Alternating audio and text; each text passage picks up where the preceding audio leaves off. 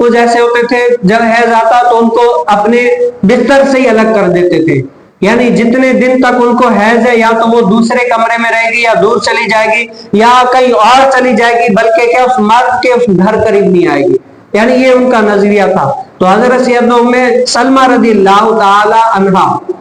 ایک دن کیا ہے نبی کریم صلی اللہ علیہ وسلم کے ساتھ ایک ہی چادر میں سوئی ہوئی تھی،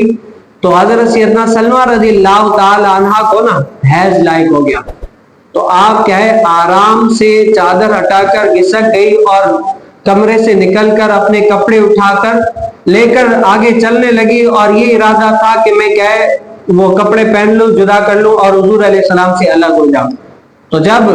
چادر ہٹا کے جانے لگی تو نبی کریم صلی اللہ علیہ وسلم نے فرمایا کہ اے ام المؤمنین کیا تمہیں حیض آیا ہے؟ کہا کہ ہاں یا رسول اللہ مجھے حیض آیا۔ تب بھی حضور علیہ السلام نے کیا ہے اس کو بلا کر اور ایک ہی چادر میں پھر بھی کیا ہے ایک ساتھ سوتے رہے۔ اس کے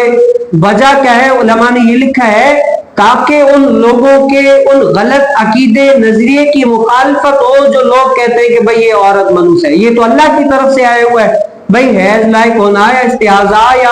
یا نفاس کا آنا یہ سب کچھ جو ہے نا یہ اللہ کی طرف سے ہے۔ اب اس میں حکمت کیا ہے جو اللہ تعالیٰ نے جس کا ہمیں کاربند کیا ہے، جس کا حکم دیا ہے کہ بھئی یہ معاملہ جب ہو تو تمہیں اس عورت کے قریب نہیں جانا، ناف سے لے کر گھٹنوں تک ان سے فائدہ حاصل نہیں کرنا، اور جتنی ساری چیزیں تم چاہو کرنا سکتے ہو کر سکتے ہو، کوئی اس میں مذائقہ نہیں ہے۔ تو نبی کریم صلی اللہ علیہ وسلم نے اپنی امت کو یہ سمجھایا کہ وہ عورت کیا ہے منحوس نہیں ہے، یہ اللہ کا امر ہے، اللہ کی طرف سے آیا ہے، تو اس میں اس عورت کی کوئی بھی